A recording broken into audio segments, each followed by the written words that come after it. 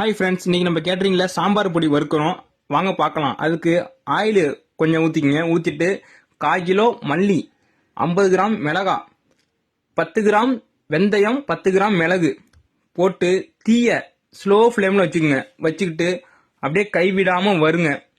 வறுக்கிறப்பயே கருவேப்பிலை ஒரு கைப்பிடி போட்டுக்குங்க.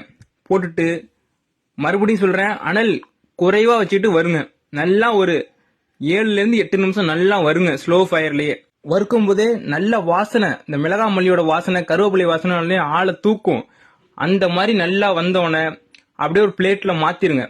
மாத்திட்டு ஆற வைக்கிறப்ப 1 ஸ்பூன் மஞ்சத்தூள், 1 ஸ்பூன் பெருங்காயத்தூள் போட்டு நல்லா ஆற வச்சிருங்க. ஆற வச்சுட்டு அப்புறமா மிக்சி ஜார்ல மாத்தி 80 to 90% குறகுறப்பா அரைச்சிக்குங்க. அரைச்ச மசாலாவை காத்து போகாத டப்பால போட்டு மூடி வச்சிருங்க. இந்த மசாலாவை மூடி வச்சுட்டு ஒரு 5லேருந்து 6 பேருக்கு நீங்க சாம்பார் செய்றீங்கன்னா மத்தியான சாம்பார் லாஸ்ட்ல கொதிக்கிறப்ப ஒரு 2 டேபிள் ஸ்பூன் இந்த பவுடரை போட்டு இறக்குனீங்கன்னா அருமையான கல்யாண சாம்பார் ரெடி. தேங்க்யூ.